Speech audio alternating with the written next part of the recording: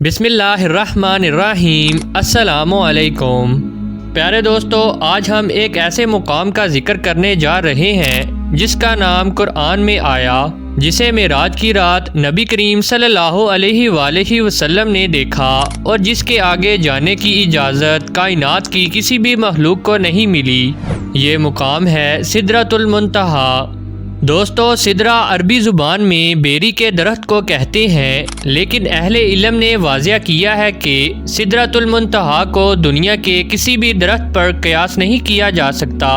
اس کی حقیقت، اس کی شکل اور اس کی کیفیت کو صرف اللہ تعالیٰ ہی جانتے ہیں، اور منتہا کے معنی ہے آخری حد، یعنی وہ مقام جہاں تمام مخلوق کا علم ختم ہو جاتا ہے اور اس کے آگے صرف اللہ کا علم ہے۔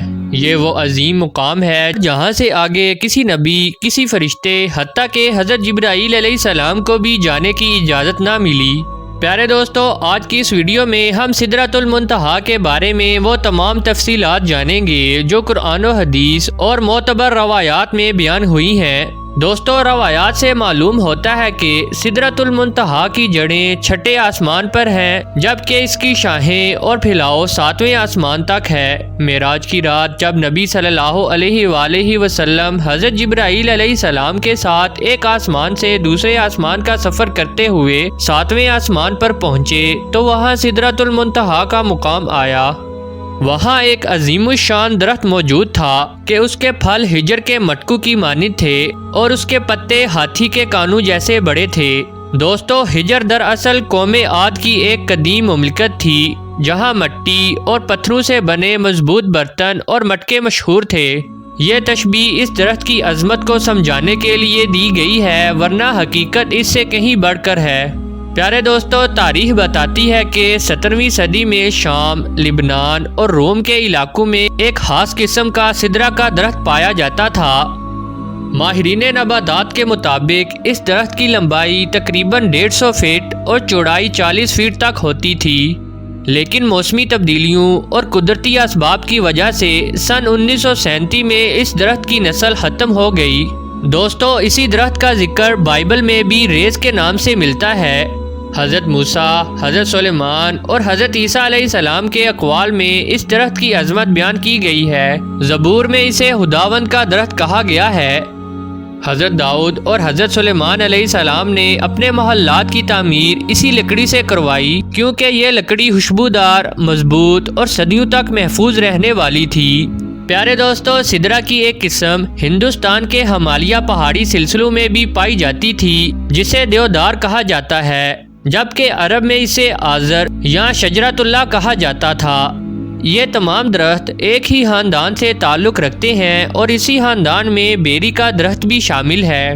اسی وجہ سے قرآن و حدیث میں سدرۃ المنتہی کو مثال کے طور پر سدرہ سے تشبیہ دی گئی، لیکن ساتویں آسمان پر موجود سدرۃ المنتہی دنیا کے کسی بھی درخت جیسی نہیں۔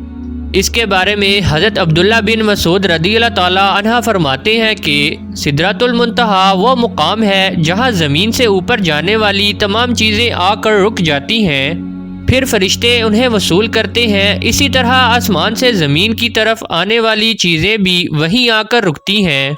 مفسرین کے مطابق سدرۃ المنتہی کے قریب ہی جنت المأویٰ واقع ہے، جو جنت کا اعلیٰ ترین مقام ہے اور جہاں قیامت سے پہلے شہداء کی روحوں کو رکھا جاتا ہے۔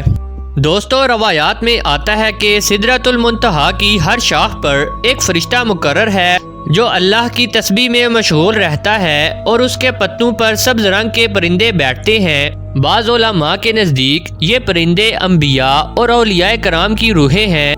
دوستو، اس درخت کا تنا اتنا چوڑا ہے کہ اس کے گرد گھوڑا دوڑاتے ہوئے 70 سال لگ جائیں اور ایک سوار اس کے سائے میں 100 سال تک سفر کرے تب بھی سایہ ختم نہ ہو۔